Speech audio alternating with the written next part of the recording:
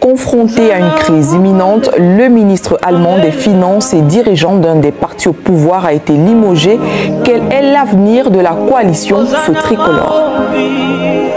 Le chancelier allemand Olaf Scholz a limogé le ministre des Finances Christian Lindner, leader du parti libéral-démocrate, qui constitue l'une des trois branches de la coalition au pouvoir nommée Feu Tricolore à cause de sa mixité.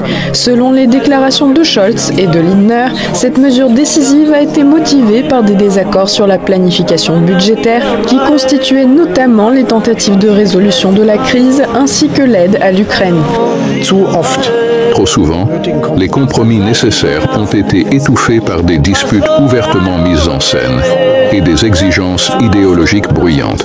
Trop souvent, le ministre fédéral Lindner a bloqué des lois de manière inconstitutionnelle. Trop souvent, il s'est livré à des tactiques politiques mesquines. Trop souvent, il a trahi ma confiance. Il a même annulé unilatéralement le consensus sur le budget, alors que nous nous en étions déjà mis d'accord après de longues négociations. Il n'y a aucune base de confiance pour la poursuite de la coopération. Un travail de gouvernement sérieux n'est donc pas possible.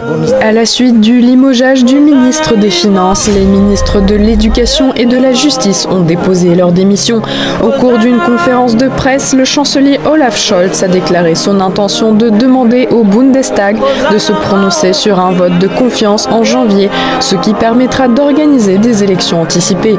En cas de défiance, le président allemand Frank-Walter Steinmeier s'est dit prêt à dissoudre le Bundestag si nécessaire pour permettre les élections, ce qui enlève à l'Assemblée parlementaire la possibilité d'influer sur la situation. Friedrich Merz, leader du parti d'opposition CDU, a exprimé la nécessité d'organiser des élections anticipées sans attendre le mois de janvier.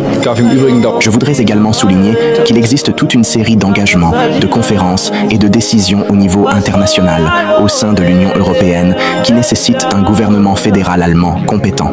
Nous ne pouvons tout simplement pas nous permettre d'avoir un gouvernement sans majorité en Allemagne pendant plusieurs mois et de mener ensuite une campagne électorale pendant plusieurs mois pour négocier enfin une coalition pendant plusieurs semaines. Tout cela doit se faire maintenant, rapidement. Les Verts, autre parti du Feu Tricolore, ont affirmé leur loyauté envers la coalition. En attendant, l'opposition voit une opportunité dans les difficultés auxquelles fait face la coalition de Scholz. Selon les sondages, l'alliance des partis de la droite, la CDU et la CSU, bénéficie d'un meilleur soutien populaire que les partis de la coalition au pouvoir, ce qui pourrait augmenter encore les contradictions qui persistent au sein du Feu Tricolore. Et selon Guy Mettan, journaliste et ancien directeur du club suisse de la presse, l'Allemagne se trouve dans une crise politique de longue durée qui risque de conduire à l'affaiblissement du pays au sein de l'UE ainsi que sur la scène internationale. L'Allemagne est le deuxième grand pays européen après la France à entrer dans une crise politique de longue durée et de grande intensité. Donc la première conséquence qu'on peut dire, c'est que d'abord, ça va être un affaiblissement de l'Allemagne, du rôle de l'Allemagne au sein de l'Union européenne, mais aussi sur le plan international, notamment en ce qui concerne la guerre en Ukraine, et puis un affaiblissement évidemment avec la France, qui, comme je l'ai dit, est aussi en crise, de ce qui était le moteur de la construction européenne pendant des décennies. Donc c'est des signaux qui sont alarmants pour l'Union européenne en général et pour l'Allemagne en particulier.